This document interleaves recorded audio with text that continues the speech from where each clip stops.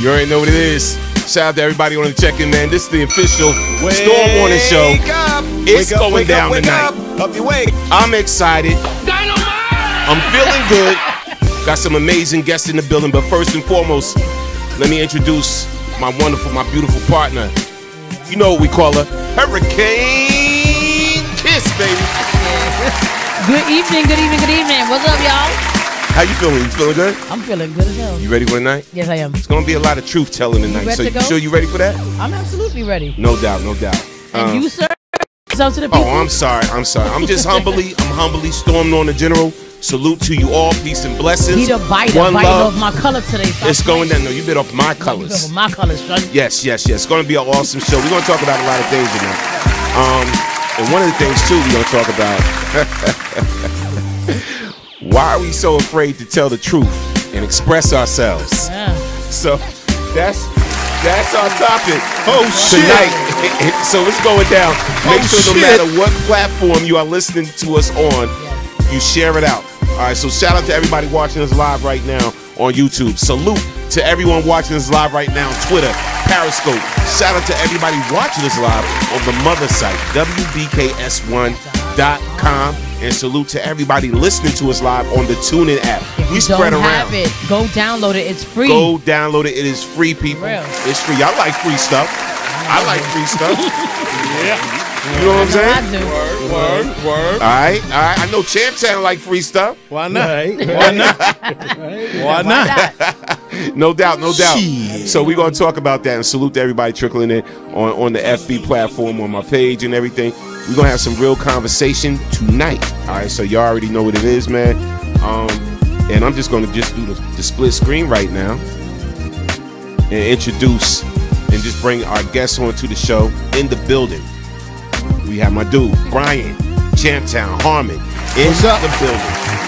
I'm in this bitch. I'm in this bitch. That's the type of night it's going to be. I'm in this bitch. It's an honor to be in here. But you know, we got my boy right here, too. Yes. You know, the actor extraordinaire. When we let him introduce himself. What's good with y'all? Y'all already know who it is. This is C-Bay Blake. You know what we do. No doubt, man. We got to get you in that screenshot, bro. You trying to be too cool. You trying to be incognito. trying to be too cool and everything. Who you hiding from, bro?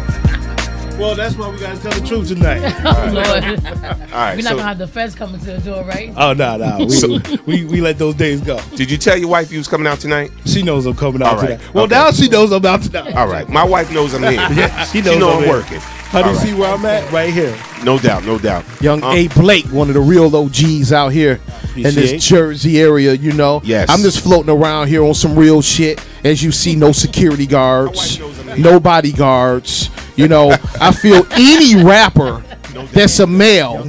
I can understand you're a female, guys gonna try to grab the ass and do all that unordinary stuff to you. But if you're a man and you're talking mad shit on your record about how tough you are, and you running around with a bodyguard or security, I hate to say it, but that does make you a One of these bitch. nights. It One of really these nights. does. Yes, it is. I'm It really for that. does.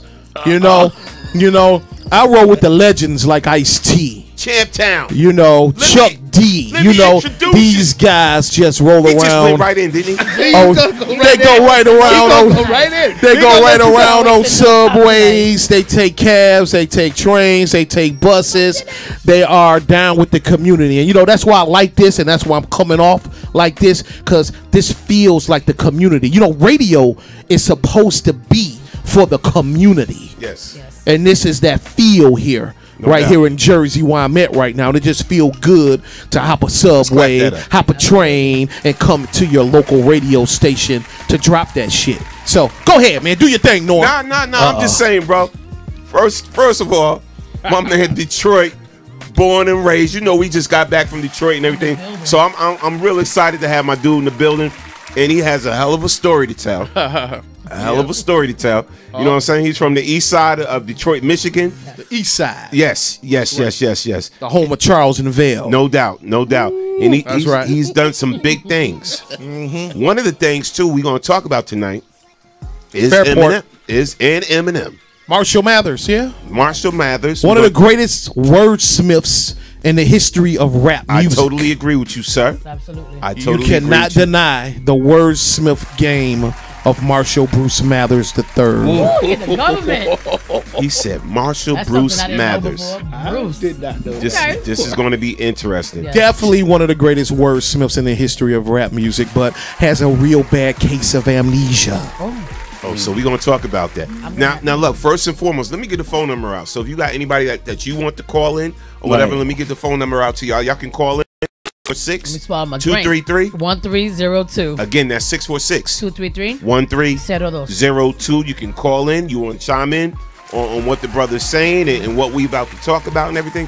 Feel free. You know you at the official Storm Warner Show, BKS1 Radio. Now, Hurricane Kiss looks familiar to me, though. yes. I think she was in an R&B group. one third of the R&B group, Allure. Allure. Oh, Allure. yeah.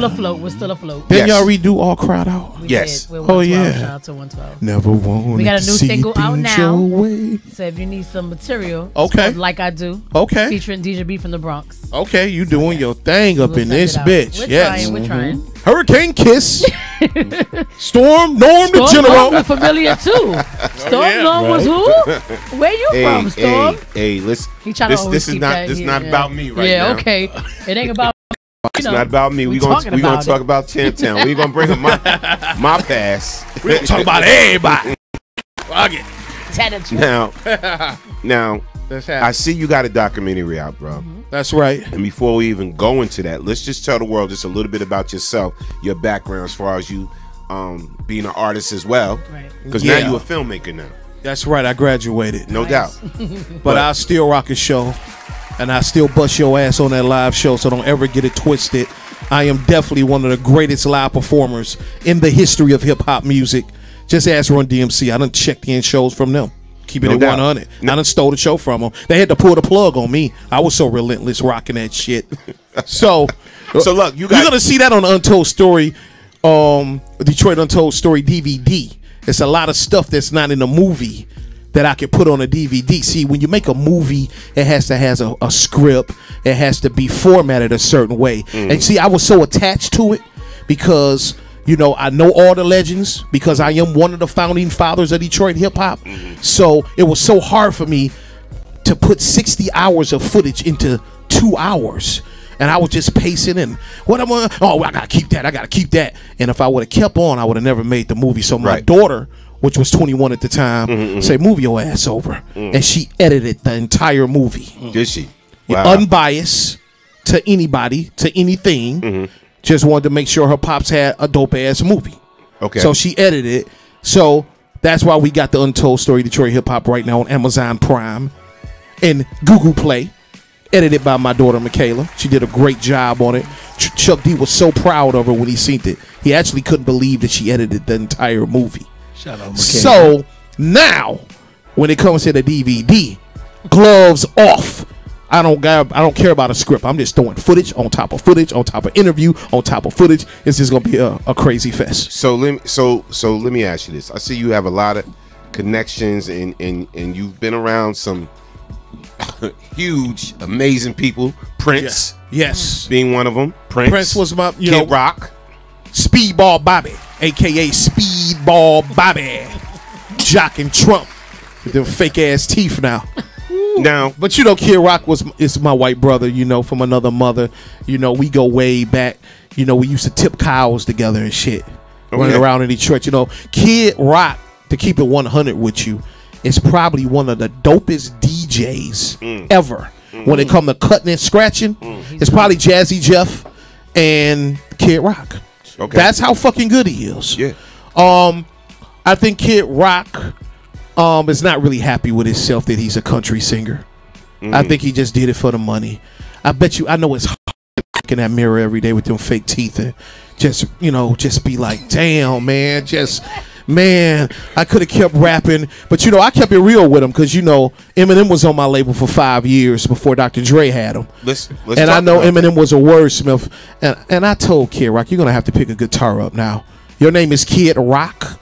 It's not Kid Rap. We're going to talk and about you ain't got nothing for this motherfucker that I'm grooming. Let's go back. So you said Eminem was signed to you first. Straight Jacket Records from like 1992 to 97-ish. Okay.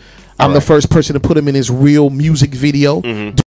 Appeared in that. I'm the first person that taught him how to structure songs, make sure the hook was important, not be just, learn how to use humor in your records, have some good time. It's this song called The True Confessions of Lenny Lester that I made when I was playing Lenny Lester and myself, and I was rapping back and forth to myself. And I think that's how he became with this Slim Shady thing. Right. The two people type thing. Okay. I think the Lenny Lester song influenced that, but I don't take no credit for him creating Slim Shady. I just know that I was an influence heavy on Eminem early career. And I took him to Paisley Park with me in 1992, which you will see in the movie. Prince was my man. He took me under his wing, let me record in his studio throughout my whole recording career for free. And I'm always looking out for people. I took Eminem, MC Ill, Chaos Kid, R.I.P., that eventually killed himself because Eminem wouldn't return his phone calls. And Mannix, Chaos, we all went down there in the van, my boy Shortcut, and it was history. Think about it. If you're 19 to 18 years old and the first time you're going to record some real records is in a $10 million complex owned by the greatest entertainer ever lived, named Prince. Chanton, let me see.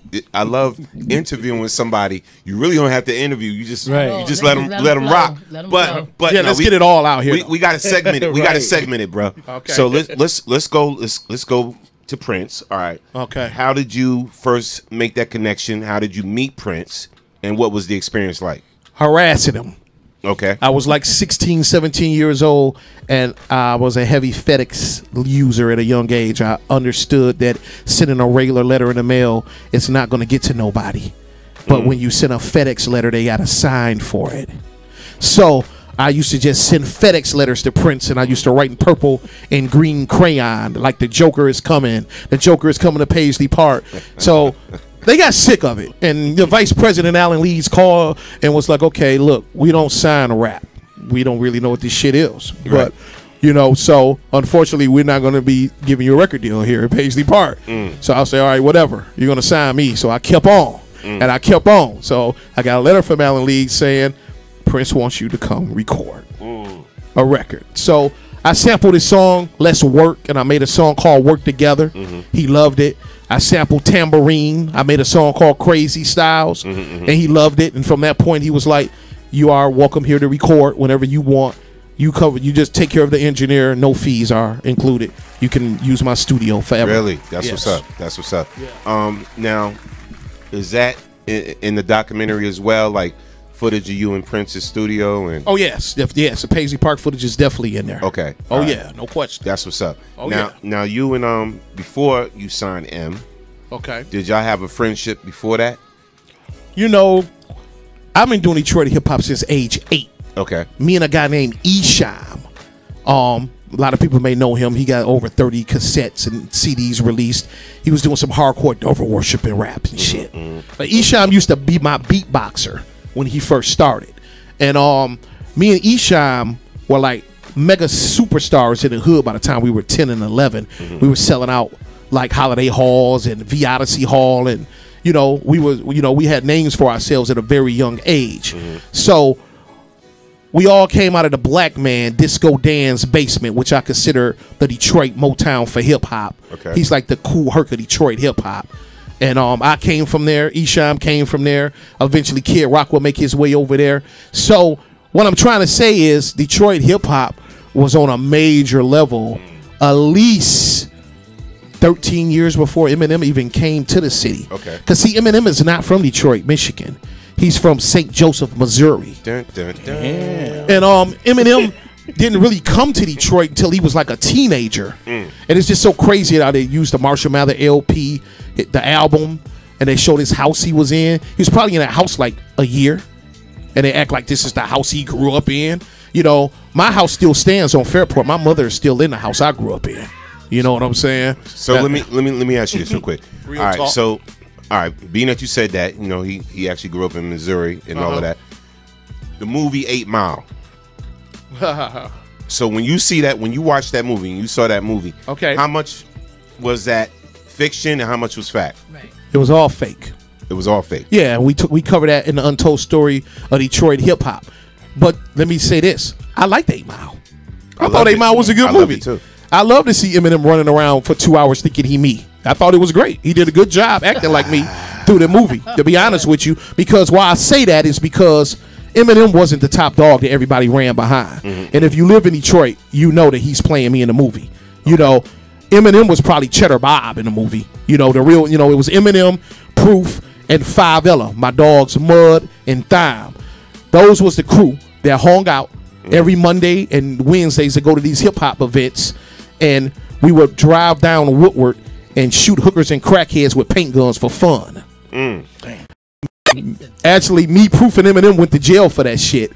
The cops didn't know what to charge us for, and it was so funny because the black cop star Eminem brought the, but it was mine. Yeah, like this white boy coming in the hood with this shit, so they beat the shit out of Eminem and took us all to jail. You know what I'm saying? So 8 Mile is based on Eminem battling.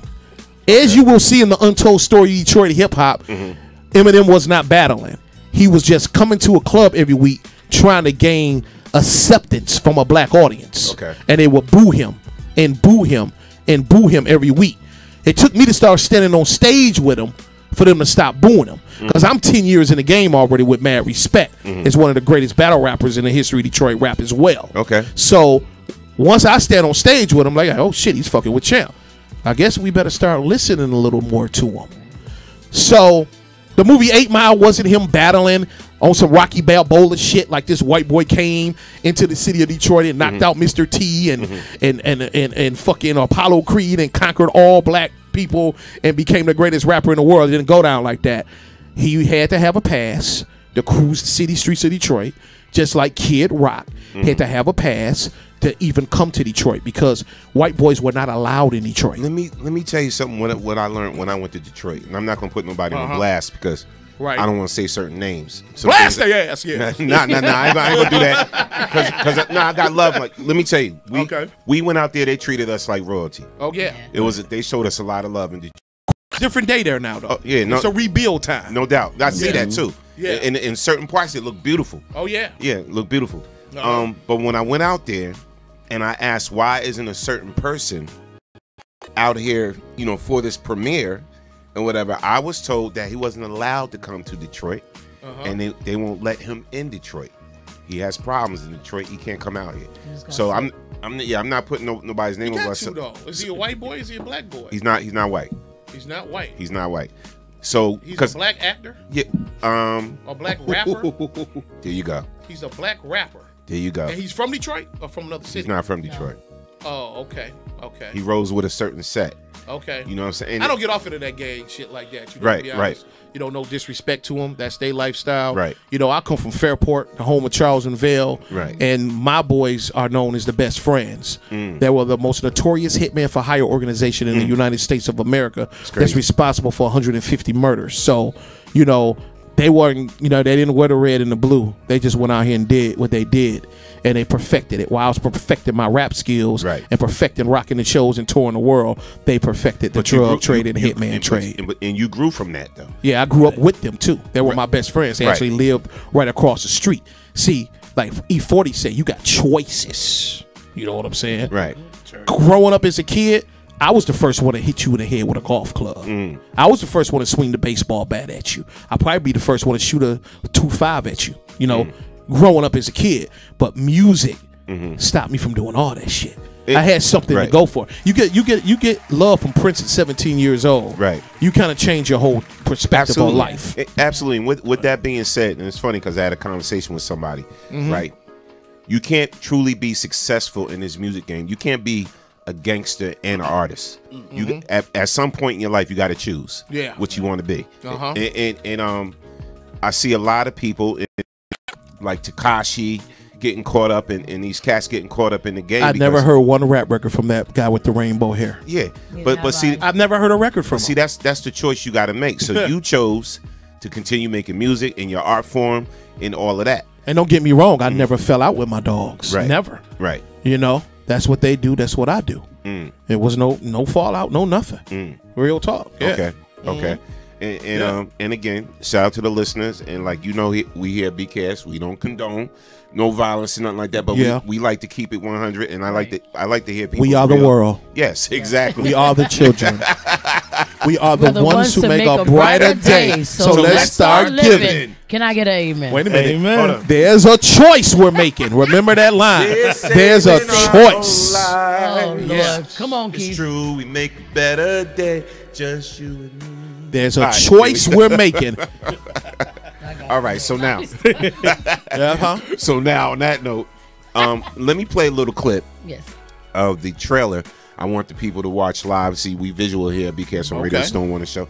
I'm going to play the trailer to the untold story of Detroit hip hop. Right. And then we're going to come back. We're going to discuss it. We're going to talk about it. I want you to break down a few things. Oh, yeah, for sure. All right, no doubt. You know you at the Stone Warner Show, BKS on Radio. It's your man, Stone, on the General, and Hurricane Kiss. Hurricane Kiss in the building. Let's get it. This is the untold story of Detroit hip hop. Let's get Here you go. it.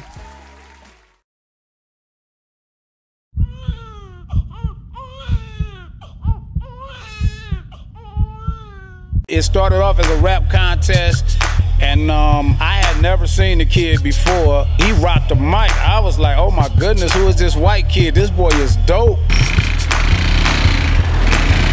I'm your favorite rapper's favorite rapper. We talking about a city full of killers, murderers. The dude who came in asking for the masters. Shorty B hit me with a Glock, and he hit me because Short took his verse off a song that was supposed to go on the Players Club soundtrack. Kid Rock was brought to my attention by a member of Boogie Down Productions. Fag at all his concerts, he wears it on the back of his jacket, and you're gonna honor him at the NAACP.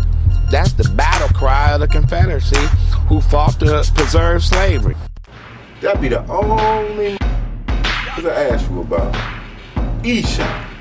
But they underestimate, you know, just somebody coming from Detroit, you know, and we all survivors. A nigga gonna give you $300,000 to do a show. Where my money at? For real,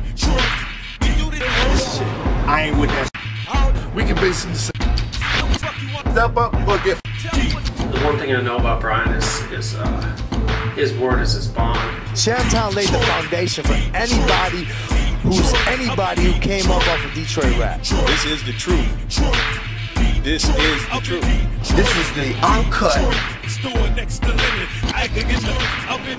Detroit hip hop. The true mother. Next question.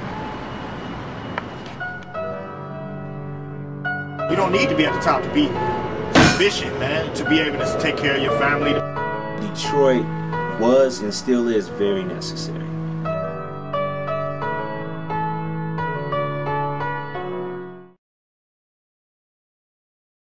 To do after this show. Epic. All right, so look, real quick, for those that didn't see it and y'all want to see it, y'all can go right here. Look at what I'm putting up on the screen. Y'all can go right here and check out that joint. It's the untold story of Detroit hip hop, right on Amazon Prime. You know, and you see them reviews is real up there. That's almost a 5-star. No doubt. And you know, you got to spend like $100 to even leave a review there. Yeah, no doubt, no doubt. So again, that's the untold story of Detroit hip hop. Now, so let's talk about some of the people you're talking about, bro. You talking about Kid Rock? You talking about M? Whatever. Like the Forrest Gump of rap, basically. God put me in places. Why would he, and why isn't he telling the same story and letting people know what it really is when it comes to Champtown? Which one? Eminem. You got to ask him that. I have no idea. You know, I'm gonna be honest. I think Eminem, the Eminem I know, all he wanted to do was rap. He didn't care about no politics, no nothing, no record deal, no label. He just wanted to be heard. He wanted to be a rapper. Right. You know, my favorite rappers at the time were all like Run DMC and LL Cool J and the Houdinis, because they were not only good rappers, they were showmen. You know, Eminem got into the, you know, Master Aces and the Cool G raps, and you know, he got into the technician styles of the people flipping the lyrics, and you know, I never cared about that. It's like whoever can rock the show is what I'm about. Right. But Eminem went deeper. Pete Rock, CL Smooth, Redman. I mean, he worshipped these guys. I mean, he thought he was Tretch from Naughty by Nature so bad, we nicknamed him Metch, the son of Tretch, and Eminem ended up naming his dog Metch. Damn. Real talk. Real talk. Real talk. So and Tretch been my boy since '91. You know. So this is my thing, man, and trust me, I can relate when there's actually see my whole other person's story. There's your story. There's only one story, the truth. Right, and that's the untold story. Detroit hip hop shows the truth. Right. This documentary cannot be disputed by anyone because it's all truth. Narrated by the legendary Chuck D of Public Enemy. And you know, he's not narrating no lies. Chuck D was very close to the Detroit situation because he was there. He was dipping in Detroit. He was with me when I was telling him about Eminem in the early 90s. He remembered that. He remembered me taking him by Kid Rock house and we recording, and Chuck D doing a song for my album and Kid Rock recording it. And the first time, oh, you're Kid Rock, you know, no one knows him yet. You know, Chuck D remembers all that. Right. He know I was always the guy through the city like that.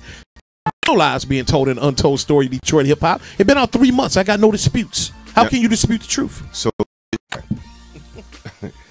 let me ask you this, bro. So when you talk about Eminem and Detroit Hip Hop, Royce 5'9", dope, like all these cats, whatever. Why would anybody, right? I know right now, if y'all, you know, like, just say right now, y'all are at the Grammys, right? Y'all gonna be at the Grammys, y'all getting an award. I feel in my heart that because of our relationship, y'all be like, we want you there too. Absolutely. Right? So, and that's the question I have to ask you about M. Like, when he started reaching that pinnacle of his success, why didn't he bring you along? Why do you think in your heart? I have no idea. How I can break it down is, I know we had a little slight falling out or whatever like that, but brothers get into it all the time. Me and Kid Rock probably had more fallouts than any human beings on the planet Earth. But, you know, I still hosted his Rock and Roll Revival tour with me, him, Peter Wolf, Rev Run, and Dickie Betts from the J. Giles Band. I was the host of that tour. I made good money with Kid Rock. I mean, I haven't talked to him again in a few years. But we'll probably be on private jets again in another month. Who knows? You know what I'm saying? I haven't had a falling out with him, but that's just what he do. Kid Rock rotate his friends. Now, what I think about Eminem is like, you know, you want to watch the Grammys. You want to see if he's going to give you your props. You want to see what show is he just going to mention you in. Right. You see 8 Mile. You see the paint gun stuff in 8 Mile, but they twist it like it's him. You hear him on rap records talking about shooting paint guns and chasing, certain rappers out of buildings. That was me with him doing it, but he said it was him. You just want to say one day he's going to come through, but I waited 20 years and he didn't do it. So the untold story of Detroit hip hop is available on Amazon Prime and on Google Play right now. I gave him the opportunity. You know what I'm saying? And the whole thing is, I don't know if it's these publicists that makes them make this story and they just got to stick to the story. Because when I first did this documentary, I invited Kid Rock. I invited Eminem and ICP with professional FedEx letters. I'm the king of FedEx. So I FedExed it to their office properly and wanted them all to be involved. ICP, the Insane Clown Posse, some guys who I was in major war with. I would never think they would have did it. They did it because they know Champ is the truth. I'm not lying here. Right. Even though we had our falling outs. I was Straight Jacket Records. Right. They were Psychopathic Records. That's too similar. I used to wear a Joker hat. Now you got a clown with a Joker hat on. Right. Okay, someone's still an image in here. That's what I thought. But it could have been the thing they're giving me my props. You're young, you're wild, ego's out of control. Me and ICP probably could have made millions together. But once again, they did the documentary. Kid Rock and Eminem didn't do the documentary. But I own footage of both of them when they were rolling with me, so I shared it with the world. No doubt. Let's clap that up. So I try to keep it 100. I invited everyone. No doubt. I know the feeling when you're a part of the beginning of something and the creation of something, and it goes huge, it goes crazy, it goes worldwide, and there's no mention of you. Oh God! And how you help them get to where they at now. And it doesn't matter if you had a falling out. Right. Still document history correct. Right. Look, I don't fuck with Norm, but you know what? Norm put me in my first video. Norm put me in my first, surreal studio session. Norm showed me the ropes for 5 years, but I'm not going to get off into that. But hey. But see, and to me, it's funny because like you said, it doesn't matter if you had a falling out. Right. But it's even if you never had a falling out. When there was nothing but love, it was nothing but work. And coming from me, like I was saying, I could relate to that because mostly everybody that we dealt with when we first came out, we'll sit there, like you said, you wait to see if they're gonna mention you, wait to see if they're gonna do whatever, and it's not about I'm gonna get something out of it per se. Right. It's just a matter of you act like I totally don't exist. Right. Yeah. Like we'll sit there and watch award show after award show, documentary after documentary, and we'll hear all these producers that we work with that we were their first group mention everybody from Mary J. Blige, LL Cool J, to Faith Evans, to whoever it is, and it's like, oh, I'm sorry, you forgot about your first. Okay. Right. But then when the time comes when things start to escalate, now all of a sudden you remember somebody's name, and whether you want to bring up the bad or the good, whatever, and even if there was bad and you don't know about it, right. It's like we supposed to be grown. You couldn't tell me back then that you had a problem, and because to us there was never a problem. So I could definitely relate on that. I don't get it.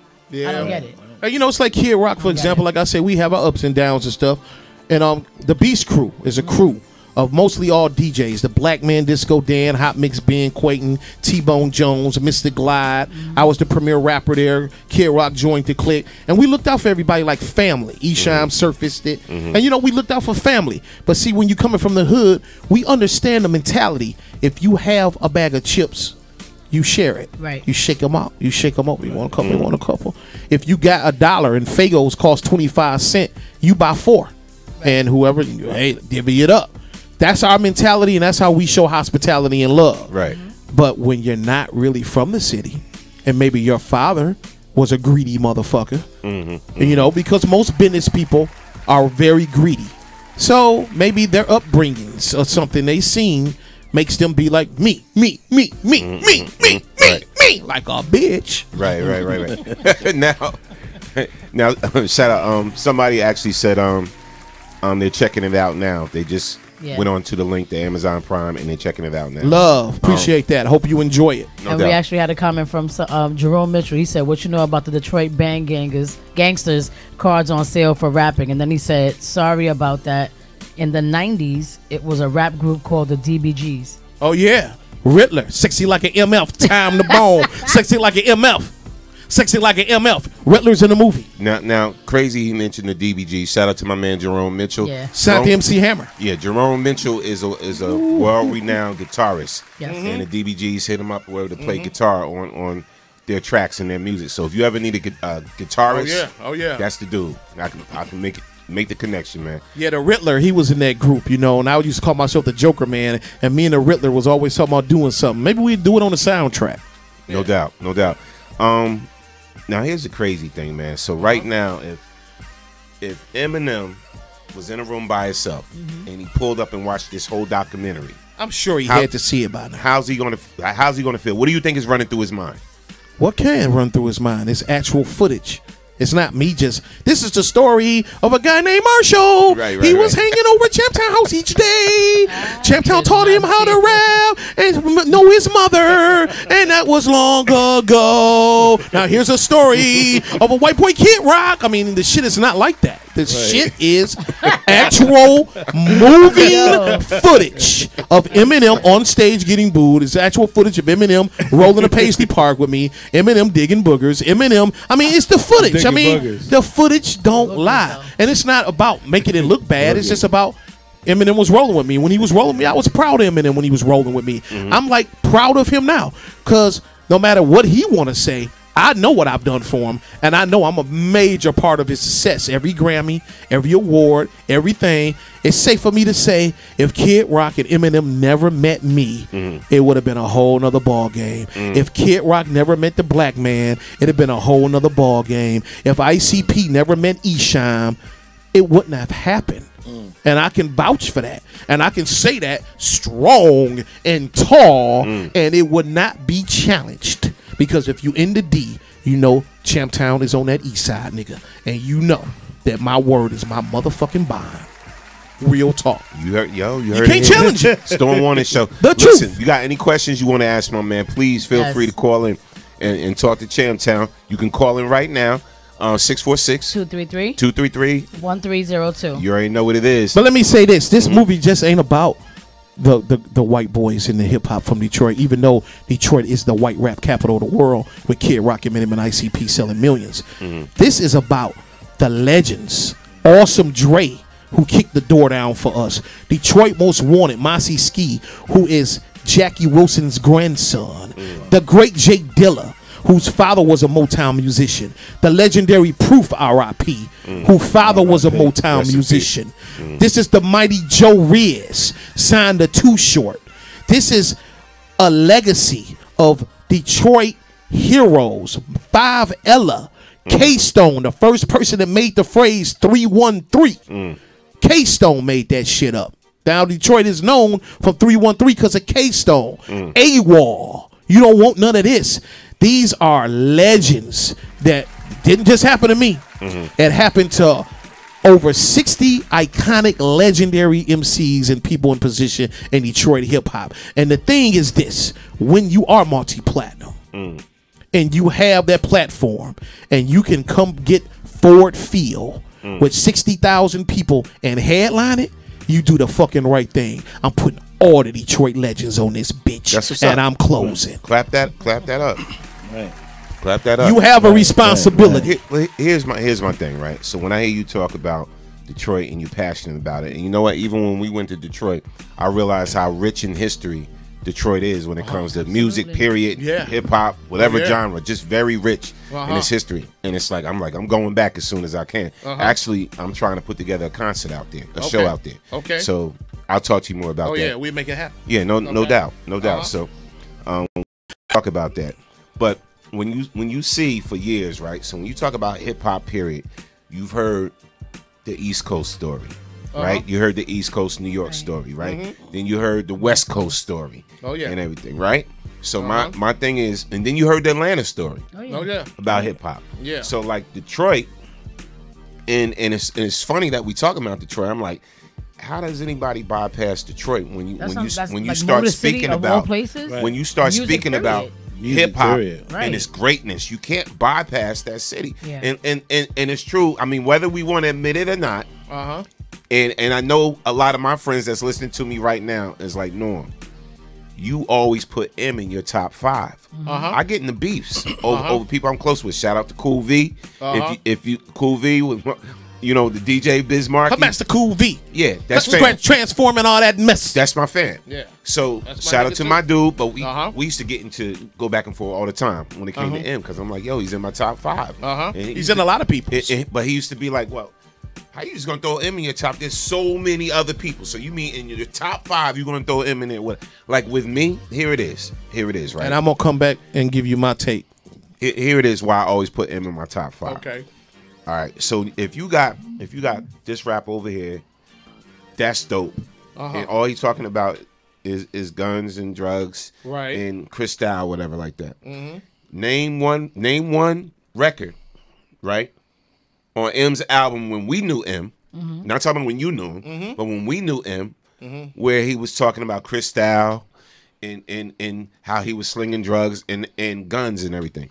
He really didn't. But it's a little worse because he's talking about heavy drug use. Right. And if you do the charts on since Eminem album came out, the pills and the drugs use have like quadrupled since Eminem arrived. But listen, how many rappers talked about Craze Fan? Okay. Which he basically drew from his environment. He talked about the situation with his mom.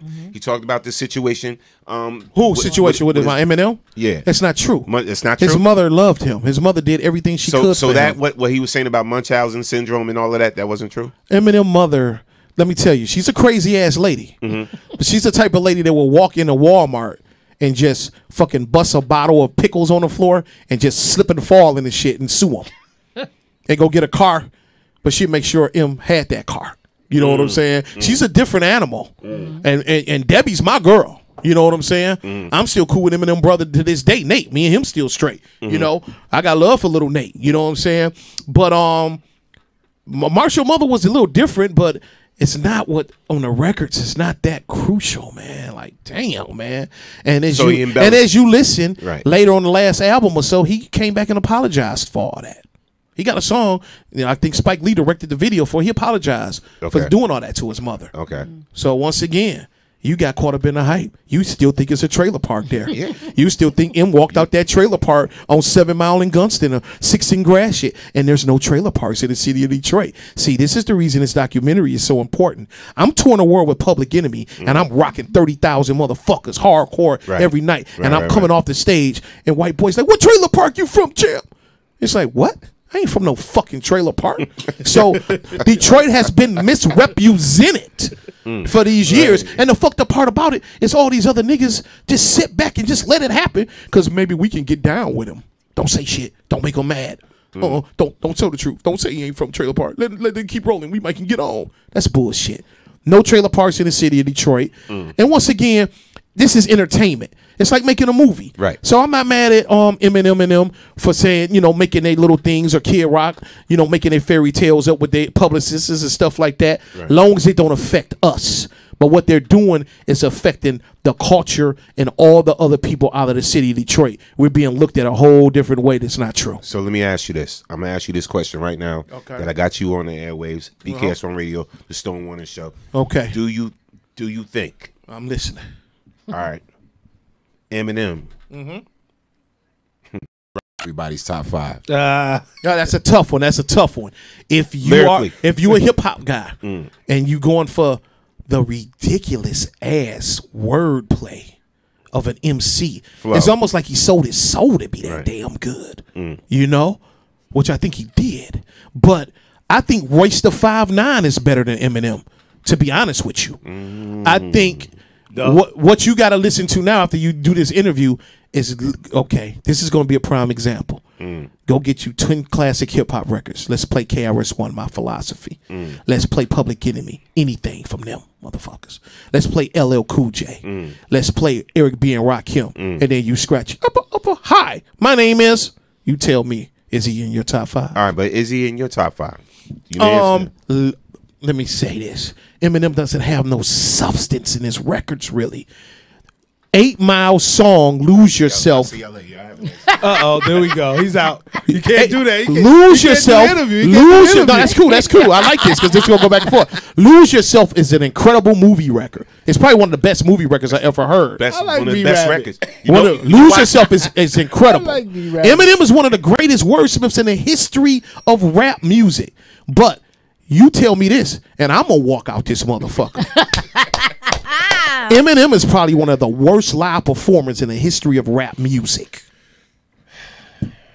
I've never seen him live, so I can't. That's not his performance. No, but his performance. Come on, don't do that. Has nothing to do with why I like Eminem. Now let me tell you. Now being that he's a hip hopper, but listen, it's all in the game. You gotta be able to get on that stage. Me personally, I got caught up, and I don't want to use the phrase. I got caught up in the hype, but I got caught up in how, in the same respect of how I loved Pac. Right, and how I love Biggie, the storytelling, Jay. Like even if they were talking about what they've been through and they talked about their trials or whatever the case is, it was the way they told the story. Right. You get what I'm saying? And you don't get that. You don't get that from everybody in hip hop. No, you don't. Unless you just originated from like the cool, like the days of Kool Herc and Rakim and all the greats. Unless you came after that and you kind of followed that pattern of being able to like actually tell a story and people are like, damn, like I believe that shit. You know what I mean? Like so the way he portrayed it. And I'm saying portrayed because you're saying like certain things about his mom wasn't true, whatever the case is. But to a person who doesn't know, it's the devastating. Truth, it's devastating. It's like, damn, like you've been through that shit. Like your baby moms went through that, your daughter and all that stuff. So it's like you listen to, and especially when he did Stan, that was it. Stan was the pivotal moment for me where I actually like, and I already loved M, but I kind of gained the respect for him. Like this dude is fucking crazy. You know what I'm saying? Like, but in an intelligent, like crazy. Like I can't even explain it. It was that moment when he made me like really, really for real. Like I'm listening. You get what I'm saying? To me, what you saying, man? Wordsmith wise, twisting words around. There's probably no one. It's as good as Marshall Mathers with flipping words and all that. Right. He's heavy influenced by Twister. He's heavy influenced by Tretch. Like I remember when he did a song with me called "What Color Is Soul." Twister had the record for the most words in a verse, and Eminem in that verse he wrote it to top that. So Eminem was a different type of MC, and I'm gonna break this down. Most MCs are just gifted. They just can go like a LL Cool J, KRS-One, a Big Daddy Kane. They just got the gift. Eminem punishes himself to be as good as he is. This is a guy that would stay in a room and work on one verse for like 48 hours. And you can hear that. That's hardcore. You know what I'm saying? Technician-wise, wordplay-wise, he's definitely probably in the top 5. But overall MCs, no, I'm not giving him that until he learn how to perform on stage. So let me ask you this, right? and then we off, and I want to talk some more about you and what you're doing. For sure. It's a part of my history though, so we can talk. But okay, cool. We mentioned Lose Yourself. That's one of the greatest hip hop records ever. You want to know why? Movie records. Listen, records ever. Why? Because it tells everybody's story in hip hop. Everybody's grind in hip hop. You only shot. Do not miss your chance to blow. Shit hard. Think about it. That's your story. It's fucking hard. That's your story. That's my story. Lose yourself hard. That's your story. That's your story. Lose yourself hard. This is why, and people will be like, nah, you just on the end because nah, bruh.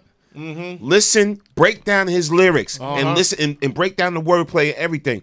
M was one of the dopest lyricists there is. He's going to be in my top 5. Yeah, we always rock with the same ones.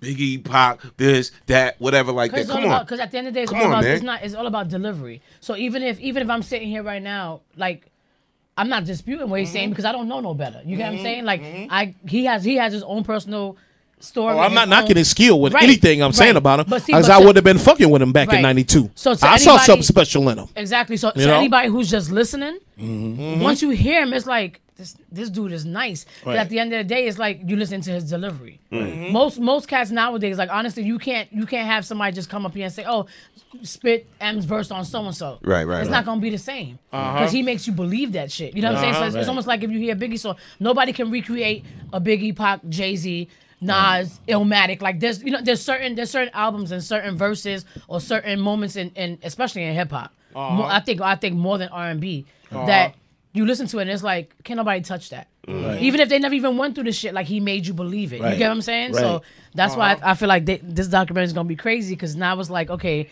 now people are gonna want to understand like who the hell is he really? Right. But no matter who he is, it doesn't take away from the wordplay and the skills that he has taught himself. That he had beat himself up in that room to be Venom. Go get him! Go get him! Venom! I can't. You know, hey, that's him. Ain't nobody gonna take that away. No matter what I say, no matter what whoever say, because like I say, I'm a proud father to a point because I know Eminem originally came out of my camp, and to see somebody that you start out as a child go to that mega success like that, that's great to see. The amnesia thing I'm not with, but I like what I see. And wordplay wise, he tough, but I think Royce got a little bit more substance in his flipping than M does. So did you record What Goes Around before the situation with M or after? What Goes Around was after. With what was it, the Ruckus? Yep, that was after. That was after. What Goes Around? What was you talking about? What goes around comes around? Like somebody gonna get some karma or something? Not really. No, it was just a hot ass hook by KRS-One, and we just flipped it. But Eminem had a song, that he was dissing me on called Backstabber and shit. Okay. And I had a song named that too. Because he thought I was trying to get with Kim behind his back or whatever like that. We all know the history of Kim. So that's where y'all beef came in. Yeah, I know a woman had to be involved with. There's always a biatch. And I had a retaliation song on a Check It EP called Bitches. When I just broke it down, plain and simple. She's an ex-titty dancer.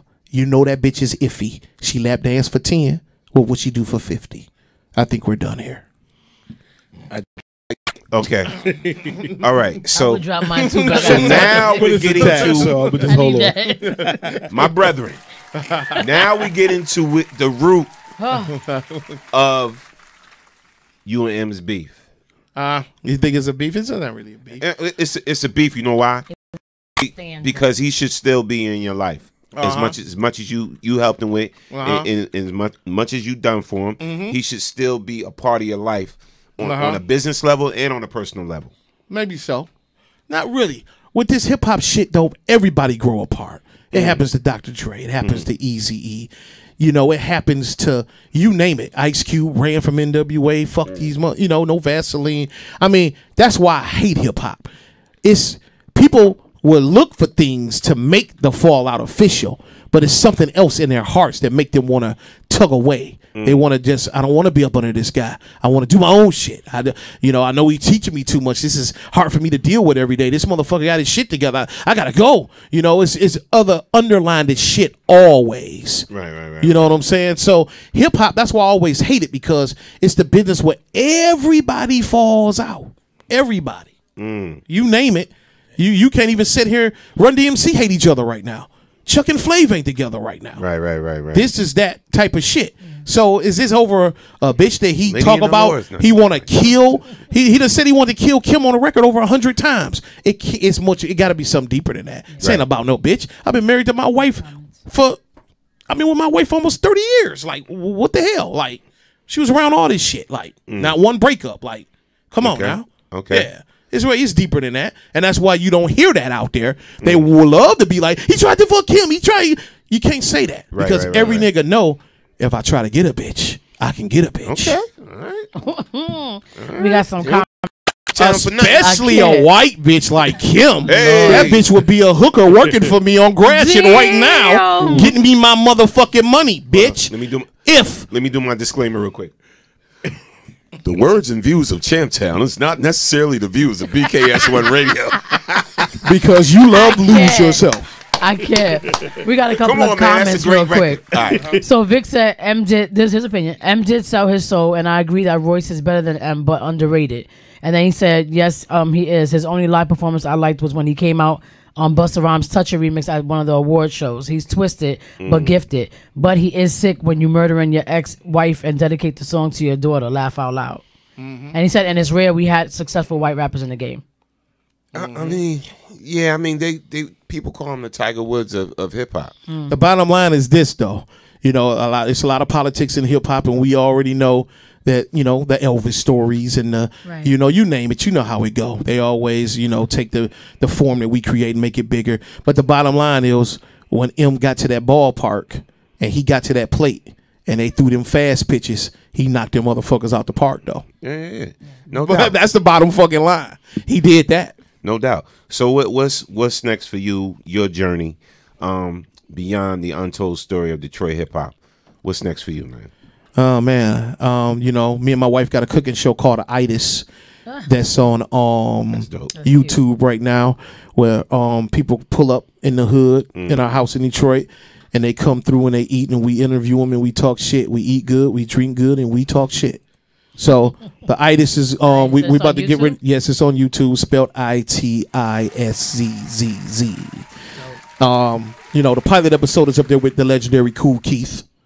So we about to get ready to do the full season of that, and I'm working on something major with my man Iceberg, aka Ice-T. We got some shit in the oven right now, cooking right now too. So yeah, those are the things that I'm working on. You know, moving hip hop forward in another direction. You know, you can still be hip hopping on television. You can still hip hop on a television series. You can hip hop on a big screen. Just doing it in another way now. Okay, the Itis. So that means you can cook, bro? My wife can. I eat all this shit. You just eat it. She cooks, he eats. I just eat this shit. And you said ITIZZZ? ITIS. Oh, ITI. I'm sorry, y'all. ITIS. Okay. Yeah, she's putting it in the chat for y'all. Yeah. Wow, man. I ain't gonna front. I learned a lot today as far as Detroit, because my whole perception of Detroit, honestly, came from 8 Mile, watching 8 Mile, because I've never been there. But you know, 8 Mile is a dividing line. You know, you could take that as a very racist statement. Whoever told him to name the movie that, I'm sure it wasn't him, and he didn't care about that shit. Somebody else told him this was going to be the name, and we're going to do this, and you're going to do this. You know, I think that's the main problem. I think he got a lot of yes men around him. I think he's ran by his management, and he doesn't have no friends out there. I think he's just selling on a boat. So no, this isn't about a bitch. A bitch can't take real men away from real men. You know, Jay-Z and Nas laughing at Carmen right now. Remember that bitch? Jay-Z and Carmen, and you know when Nas and Jay-Z had their beef. Remember that? Remember that? Yeah. So you know, that's a prime example. You know, Jay-Z went on, gave Nas a deal. He you know, me inspiration to want to write a damn book. Real men does not let bitches get in the way of no business. No real man does that. So that's not the issue here. That was a good try to bring that, but that's not going to work with me. So you know, taking that was a good try. It's deeper than that. It's deeper than that. So, you know, man, you know, Detroit hip hop is a good thing that Eminem did come through there. His few years he spent there, he did put Detroit on the map to a certain point. That's a good thing. You know what I'm saying? The world knows about Detroit, and by him not mentioning me never or bringing me up, it allowed me to bring out the untold story of Detroit hip hop that's available on Amazon Prime, Google Play. So when you do shit like that, you know, now I get to show the real story. So we can wait and see what footage M got on me. You know, maybe they can come with the next documentary, because you know I got 60 more hours just waiting. Instead of making diss records, we'll make diss documentaries. You know what I'm saying? So I'm sitting here waiting for a reply to this. I got a question, right? Okay, so after this is out, I mean out, and everybody sees it, whatever the case is. What if he was to come back and respond in the complete opposite direction? Like, what if he was to be positive and be like, "Yo, like you got that." You told the real story. I respect that. Whatever. I'm not. My door's always open. Kicking with Slim. For sure. Yeah. I mean, you got to realize we all come up together. Right. It's the most ridiculous shit that we whether if we love each other or we don't, or we like each other or we don't, we should all Detroit hip hop legends should be able to pick up the phone and call each other. You know, that's what the mob do. You know, that's what they do in Atlanta. You know what I'm saying? Right. We should all be able to kick it. No matter what. You know, I mean, come on, man. This has been years now. This has been a couple decades. Niggas got grandkids by now. And motherfuckers holding on to grudges. Yeah. You know, that's bitch shit. You know, that's bitch shit. You know? And I showed my hand by reaching out with a professional letter like come getting this documentary. I know it's been years. This is for Detroit history, but everybody just worried about, oh man, he gonna benefit off it. Oh man, he gonna look good in it. And I'm barely in the motherfucker. I'm probably only in it 10 seconds to show you where my heart was. Right. And again, but he said the responses was good from people that seen it and viewed it. That you had good response from it. So you got a lot of love for that from people from Detroit. Okay, that's what's up. Demetri said, "Well, goddamn." No doubt. You can call. I know Demetri want to say. Demetri, I'm surprised you ain't called yet, girl. Calling 646-233-1302. Yes. Got any response, man, on what my man Chantown is saying? I'm loving the realness, man. I like real conversation. Yeah. And because a lot of people come through here and they sugarcoat things when I actually, I know what it is half the time. And I'm like, you ain't got to sugarcoat it, bro, because the truth always comes out. But everybody's mad at what somebody's going to say or what somebody's going to, you should have said that on that show last night, dog. And, man, well, I don't know why you said that, dog. Motherfuckers going to be tripping. But that's because people are so busy trying to protect somebody's character and somebody's image all the time. And it's like, yo, like at the end of the day, sometimes people just don't do right, especially in this industry. And a lot of us take sips. What are y'all sipping on? Coquito that my I was daughter just made. getting ready to say coquito. Yes. I'll have to see you later about that. Yeah.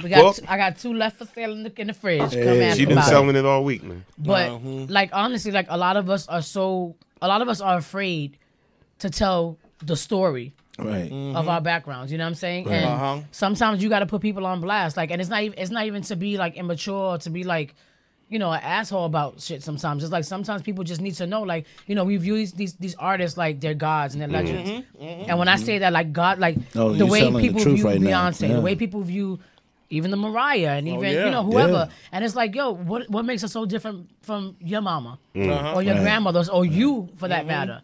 So at the end of the day, and people always ask us that all the time, like, oh, well, this and that, asking 1,000 questions about our history with her, and it's like we really don't have nothing bad to say. But the fact that you left us for dead, and sometimes you gotta talk about that because at the end of the day, we was all together at one point, working together to make the label look good, to make you and us look good. And the minute we started looking too good, all of a sudden you backed out. All of a sudden there was no communication. All of a sudden you was just gone. And people are always asking that question, do they not? Yeah. Oh, well, what happened between you? And it's like at the end of the day, we're not gonna give dirt just to give dirt and create it. But if we're gonna really like sit here and be adults and say like, we're gonna talk about it, then just talk about it. Yeah. And people, like I said, people are just too afraid to talk about certain things because they don't want somebody to be tarnished. And it's like, well, when you tarnish me. So Storm, what do you think when MGK told him let's talk about it? Okay, I'm gonna be honest, man. I like Keith Murray. I'm not an MGK fan. Me either. No, right? No, I'm not. That record was right though. It was right. That record was right though. MGK Machine Gun Kelly. Yeah, that record was right though. What MGK said and did that benefits him more than like M could probably care less about what MGK is saying. So my man Classic out real quick. Was the record dope? Was the record dope? It was dope. It was dope. Yeah. The record was dope. It was shockingly dope. Yes. Shockingly. Yes. Shockingly. Yes. It was. Yeah. Do I think the certain personal shots he should have left out? I guess all. No, it's all on the table. Yeah, in this hip hop battle shit. It's all fair, on the table. Fair. I mean, if your mama smoked crack, she smoked that shit. I mean, you can't let him. If you hold a punch, he be done sucker cut. Man, uppercut you real quick. Thank you, Kaz. I love hip hop. I used to rhyme. I used to battle. Oh yeah. I was nice with it. Oh yeah. Anybody know me? I was nice with it, whatever. But I know if somebody put something about my daughter in a rhyme, I'm taking it to the street. Yeah. That's how I was back then. Yeah, right. Back then. I'm saying it. Of course, different me now. Grown man now. Right. Whatever like that. It is what it is. You can't hurt me with words. Right. But back then, you know what I'm saying? Like your daughter is off limits. Your mom's off limits. Certain things are just off limits. I disagree. It's a rap battle. All that shit is all. It's all for it. Bring it on. Yeah. Unfortunately, if your daddy walked in and he fell one day and that motherfucker nigga his knee out his ass. Yeah. And you died with the knee in the ass. Yeah. It's all game. It's hip hop, dog.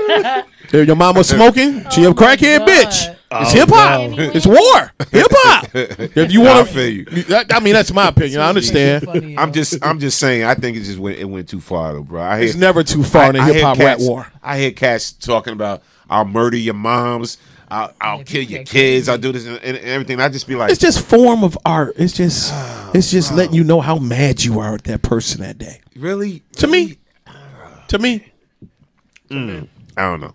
But anyway, to me. Yeah. I mean, hip hop is a battle. It's a battle. No How far doubt. you want to go? No doubt. I mean, you got to realize this with these disc records, careers on the line. I feel you. You gonna be nice? Nah, I no. feel you. Fuck Nah, your I mama feel you. and your uncle. I feel you. You know. But I think in my battle time, I was dope enough where I didn't have to even put none of that in there. I agree. Like, Right. You know what I'm saying? Like I'm dope enough where I could flip anything with it. I ain't got to talk about. But look at right now what's happening. I mean, Yeah. look what happened the other day with 50 and Ja Rule. When 50 brought out them 200 seats in the front on Ja. Yeah. That's a beef that'll Yes. hurt my ego Yes. real bad. Yes. Absolutely. That's ugly. But you got to realize, Norm, probably when we was doing it, it was real. I would Right. just look at you from head to toe and just go at you and talk about your sweater, your hat, your glasses, how you shaking your head, you know. Yeah. That's when it was real. Now it's these motherfuckers come with the rhymes they wrote. Right, they got all of them together and they just throw 2 lines in as real and they got the whole paragraphs. I don't do it no more because it's no fun no more because it's not real no more. The freestyle shit, it's not real no more, man. Right. I think. Yeah, come on. I think the biggest question I have to ask you is one, why you didn't bring me an Untold Story hoodie? And Oh, yeah, he has feelings. Hey, I didn't know I was gonna see y'all. Where's my Untold Story? My man hooked this up. I didn't know I was gonna come see y'all. Bro. Like, listen, anybody know me? I love hats. Okay. And hoodies. You got the size, we got you. Me too, sir. Man, I'll be rocking that tomorrow on the show. Okay. No we got that. We got you. No doubt. Appreciate that, bro. Yeah, we got you. Listen. Again, if you just joining us, you're on the official Storm Warning show. BKS1 Radio right now. We talking to my man. Listen, Detroit legend. All right, in the building. Champtown's in the building, man. Right. He in the building. He dropping some jewels about a lot of things I didn't know. Again, about the great city of Detroit.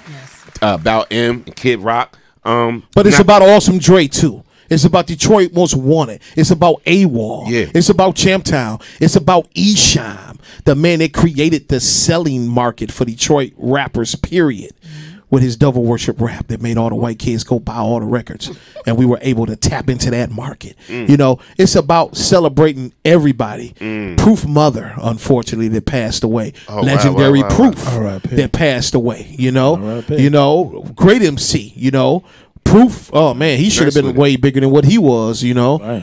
You know, there's questions about the power that be over there in that camp, you know, while, you know, M is the most prominent. Because I'm going to tell you this, believe it or not, Norm, it's some guys in Detroit will have Eminem his ass on the mic, you know, and you're not going to never hear about them because they're going to make sure you don't hear about them. I believe that.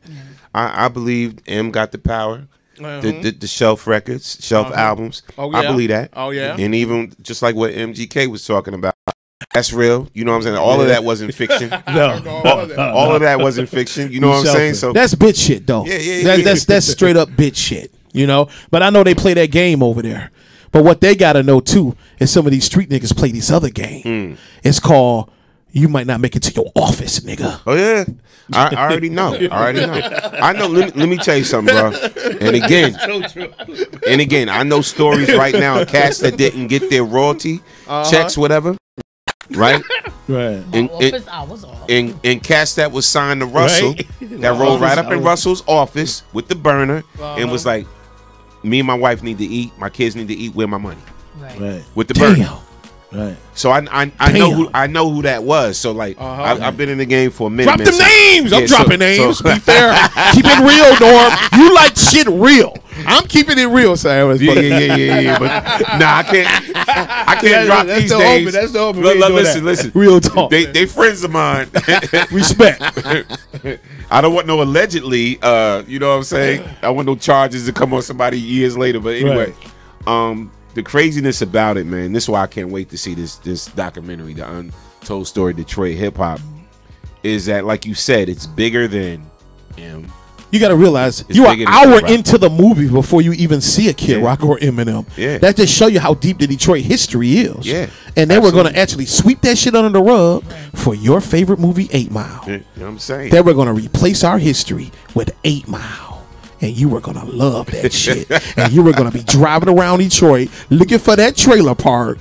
And you was going to be yelling, you only get one shot. This is Detroit, Detroit, 8 Mile. First of all. No. 15 years in it, deeper. Listen, bro. I'm kind of mad right now because that's when I went to Detroit. I was looking for 8 Mile. I was like, we stayed on 12 Mile. We stayed on 12 You were 4 miles away. You was 4 miles now. Right. 4 miles away. Right, because that's the hotel where we stayed You was at. staring at Canada the whole time. Yeah. We was right across looking at Canada, the hotel we was in. But real talk, I was looking for 8 Mile, and I was looking to see some trailer parks and all that. But you know what, man? When you come back to the D, I'm gonna pick you up and I'm gonna take you around that motherfucker. We gotta go and like you're a gonna day or feel it two in in your advance. heart, like, damn, this city is something else. Because I'm gonna show you everything gotta go that like a only day a nigga that's born and raised there can do. Right. You know what? It's funny, man. I should call my dude from Detroit live on air right now. And just have them just chop it up, because I can imagine, because he was telling me some stories too. Okay. Sort of similar. And shout out to my man Dennis Reed. That's that movie with Hoops. He shot that movie with Hoops, right? Yeah. That was gangster. Yeah. Me and my wife sit and watch that the first day it popped out on Amazon. No doubt.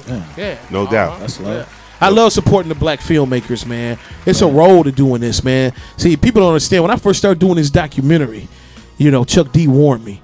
He said, get ready to lose 5 years of your life. And I laughed at him. Like, man, what you talking about? I had this shit done in 8 months. Right. Done in 6 months. 1 year, 2 year, 3 year. Chuck D's right again. Let me tell you about Chuck D. How much of a genius this motherfucker is. No doubt. He told me back in 1996 everything that was about to happen to the music industry. I laughed at him. I told him, you just mad because you beefing with Def Jam. Right. You beefing with Russell and Leor. You mad. Man, I need to hook up with Russell. I need a deal. You fucking it up, man. You mad. Every single thing he said, everything has happened to the music industry. From 1996, he called it. By 2000, this gonna happen. 2000, 2005, ain't gonna be no more CDs. It's gonna be all streaming. I got rapstation.com right now. We streaming right now. Ain't gonna be no more of this. They ain't gonna even have CDs in the store no more. Best Buy gonna close. All the mom and pop stores gonna close in 3 years. Blah. He told me all this shit. Chuck D, legend. With much respect. What a mentor to have. Yeah, no doubt. Again, man, Detroit is popping right now. The filmmakers, hip hop scene, all of that. There's another filmmaker out there made a film. You might know the cast too. It was called Plug Love. Oh yeah, that shit blowing up. Yeah. That was a huge one. Yeah. I like that too. Yeah. I think that they made like a couple million. Oh man, I didn't know they made that much. Yeah, they made a couple million. I know the whole little history behind that. And oh wow. Yeah. Was it off hard copies or streams? I think streams. If that's streams. a fucking lot. Yeah, I think that's a fucking lot. I think streams, and it's funny because I think the same. They have I think they have the same distribution. Yeah, we do. Yeah, we do. Yep.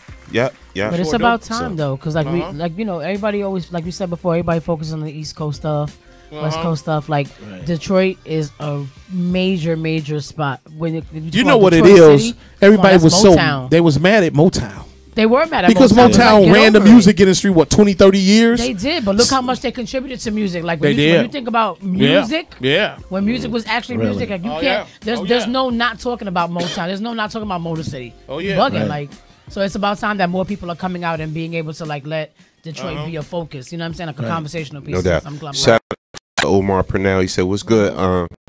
What's good, bro? Let's see." Kaz, what Kaz talking about? Kaz is spreading the link to the documentary around. He sent it to my inbox stuff. That's love, man, Omar. What's Shout out good to with Kaz, you? my That's love. That's love. Thank you. Really appreciate it. I hope everybody see it, and I hope they enjoy it, and I hope they understand this ain't about bashing Eminem and the Kid Rock. They are a part of our rich history. Right. Unfortunately, it's stories that need to be told. Not to benefit one, not to benefit two. But stories need to be told. Legacy of all. Right. Shout out to James Scott, which is the CEO of the Global Mixed Gender Basketball League. Yes. In which they just struck a major deal and got their own television network They just said Nice. they want our show on their network to contact them. Wow, that's crazy. That's Well, you know, Ice-T brought a team. Yes. He has a New York team with Yes, my man Mickey Benson. Yes. Shout out to Mickey Benson. He's with him. Yeah. Shout out. That's the team. Yep. Shout out to James Shout out Scott. James Scott. The New York Liberty. Hey, Deidre. All right. Yeah. We're gonna take this call. Caller from the 404. State your name, where you're calling from. That's You on the the A. Storm Warning Show. That's the A. Yep. This is Kaz Minor. Kaz. What's good, man? This guy got me like really bugging. I'm like, I'm thinking of like the trailer park, 8 Mile, and all that. But I want to check this man's. You know, I'm in the electronics and stuff like that. I can find anything. I can find salt in the desert, but I want to check out this guy's documentary because he's like really opening my eyes to stuff that I don't really know about Eminem. I like what he does, but I'm like, this guy's like talking some real truth. Yeah, it's real truth. So let me ask you this, right? What did you think about Detroit before you heard my man Champtown speak on Detroit? What did you have in your mind about Detroit? I got all my information from 8 Mile. I never been to the D, you know, so I'm talking about real niggas know real niggas, and, you know, I'm a Newark nigga no matter where you at, you know. This dude up here, like, you know, my man say, that's my nigga.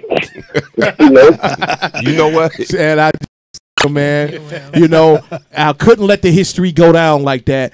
People was gonna let Detroit hip hop history start at 8 Mile. We've been doing this 15 years before 8 Mile was even thought of. My man, the Black Man Disco Dan, was torn with Run DMC. I mean, was torn with LL Cool J, Divine Sounds, Dr. Jekyll and Mr. Hyde, UTFO, Roxanne Shante, The Real Roxanne, and like 84.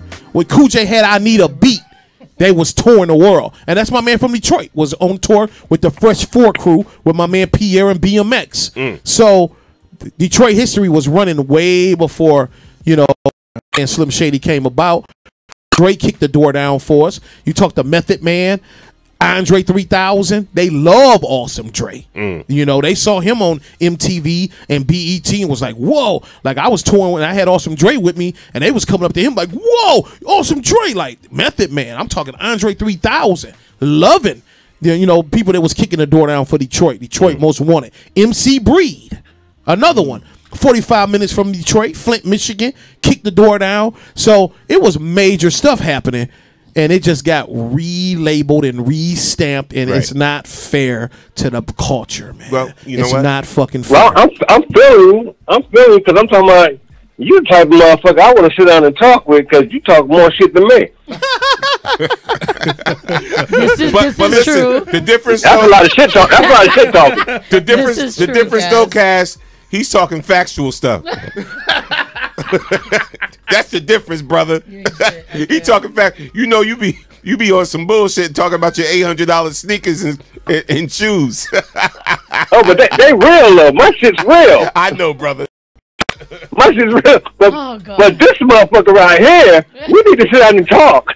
Whenever you ready, homie. Because he's enlightening me on so much shit that escapes me that has been pulled the wool over my eyes.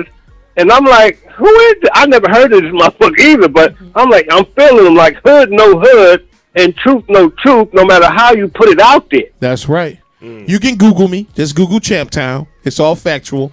You can check out the Gangland episode with the Detroit Best Friends episode called Kill 'Em All. I'm heavy on that episode as well. Check it out. I ain't going to remember all that shit. Check it out. Give it to Kiss. Kiss instant messages to me. I'm gonna check you out, bro. Okay, that's real. Where you at? You in the A now? Whenever you in the A? Whenever you in Newark, come check me out.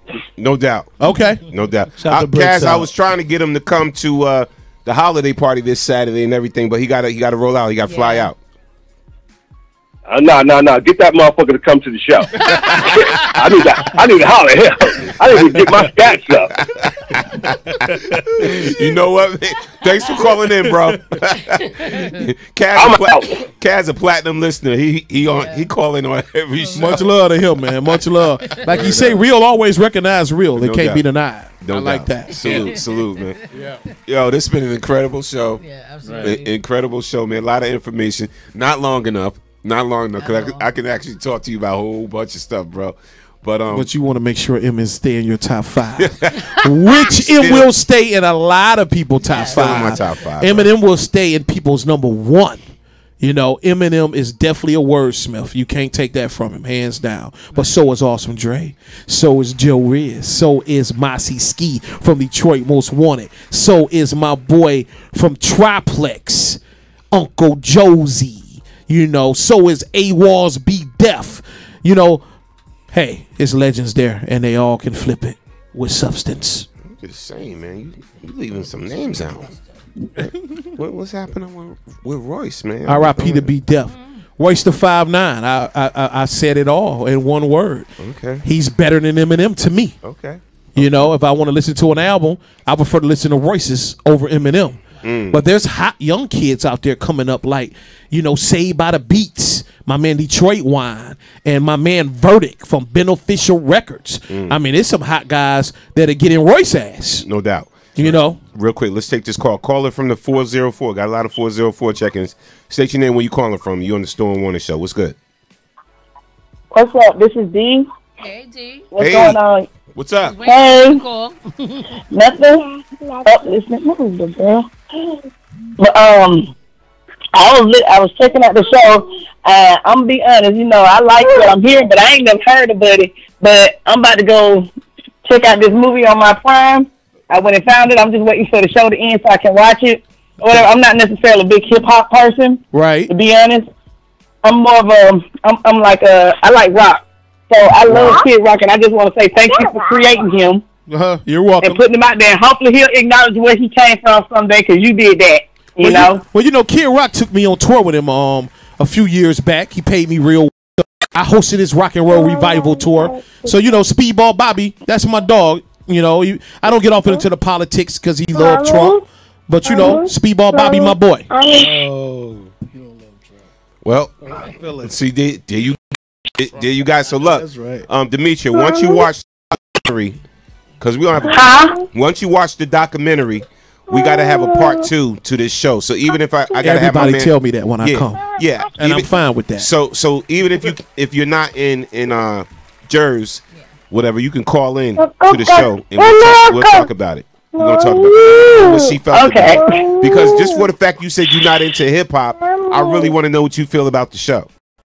I mean, the documentary. Yeah, I'm gonna watch the movie. I mean, I love a good movie, so I mean, like when you showed the trailer, I'm like, damn, that's dope. I'm gonna go watch that. And then I'm like, damn, where do I watch it? And then when he said Amazon, I went right out there to go check it out because I get Prime. So yeah, I'm gonna go check it out. Hey D, it's almost midnight. Put that baby to bed. Put that baby this is my rider. This is my rider. I can tell, like he up late. King of the milk bottle. Yeah, she is.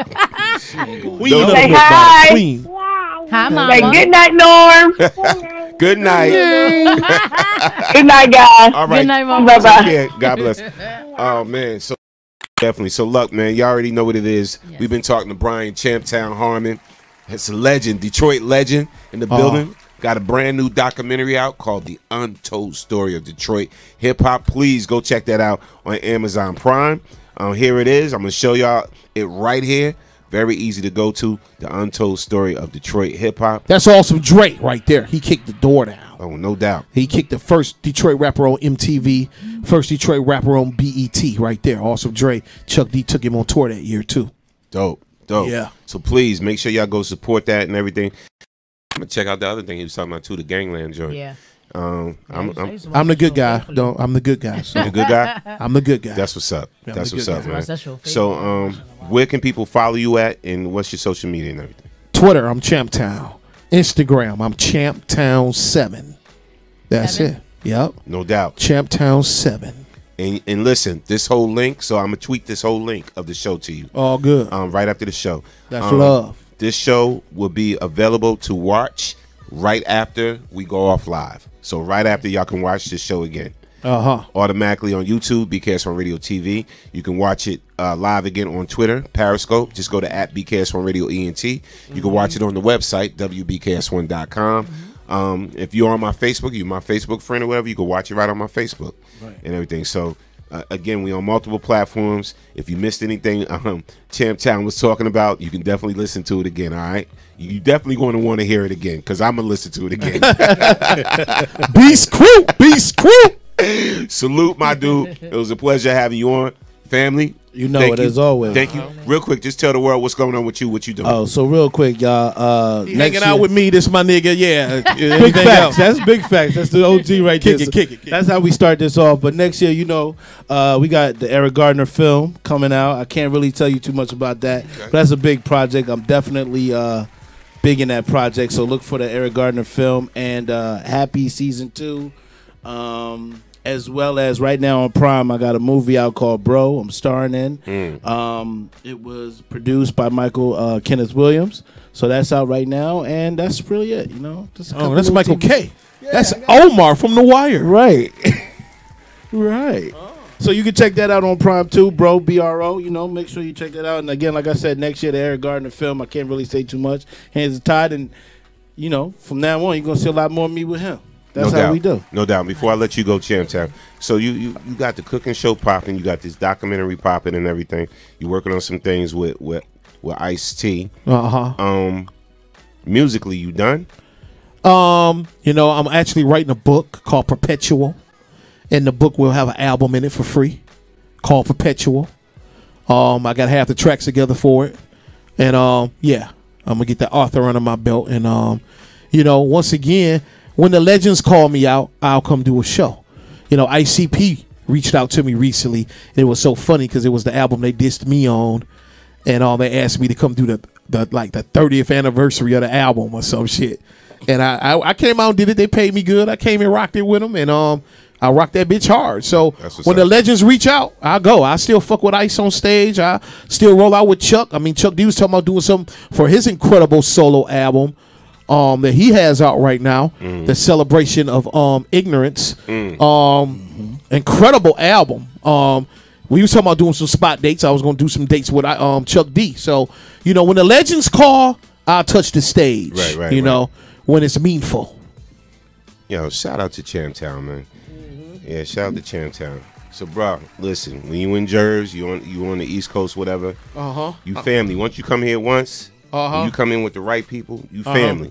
So anytime you got something to say or, you know, to promote whatever, just hit us up, man. You welcome back here anytime, fam. That's real talk. That's love. You know? That's love. And I got them hoodies. And when them hoodies get shipped here, I'm gonna be looking to see when you gonna wear that bitch. Watch. We gonna wear it. You don't know. I'm gonna be looking. We all gonna wear that bitch. What's going on? I'm gonna be on it. I'm gonna be looking at every episode. Because you know I'm gonna FedEx them. We're gonna FedEx you an 8x10 picture of both of us, like. Yeah, I'm gonna FedEx them. So you know, give me y'all sizes and it's good. No doubt, man. And for those that are also looking for the Untold Story Detroit hip hop gear, the hoodies, the Scullies, the ball caps, the fitteds, and all that shit, and the t-shirts, you can go to footagefordays.com. That's spelled FOOTAGEFOOTAGEFOOTAGEFORDAYZ. Footage for Days. One more time. FOOTAGEFADAYZ. Footage for Days. Footagefordays.com. Kaz. Yep. You still up, bruh? You got that website? Get your gear to wear with them $800 sneakers. FOOTAGEFA. Starting to sound like spellbound now. Footagefordays.com. All right, no doubt. Right. Like fabulous, right? Be bold. Footage. Get the hat. Get the jersey. Hoodie, bitch. T-shirt. Wow. Yo, fun show, incredible show. You know how we do in the evenings. It's a big difference from the morning show. All right.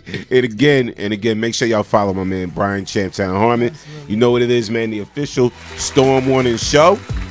And we coming back tomorrow morning with the Man Cave Today Show. Yes. So make sure y'all check that out tomorrow, all right? The untold story of Detroit hip-hop, baby. Go check that out. I'm Prime right now. Love. Peace.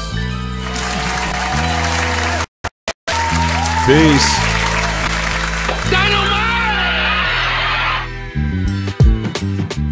make sure this Saturday, right? You at the Zulu Bar, 437 Main Street, West Orange, New Jersey. That's 437 Main Street, West Orange, New Jersey. It's the official BKS1 Radio 10th year anniversary. This is our 10th year anniversary holiday party.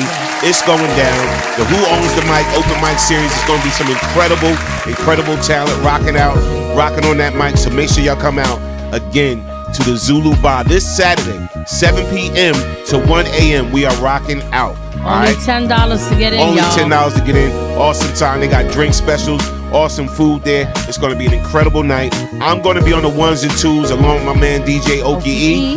We're going to be rocking out. It's going down this Saturday at the Zulu Bar. Get your ticket online, all right? Or you can pay at the door. But if you click that link and get that advance ticket and we see it, we got something special for y'all. All right? So make sure y'all come and represent. See y'all Saturday at the holiday party. WBKS1 Radio. You already know what it is. Salute. Peace and blessings.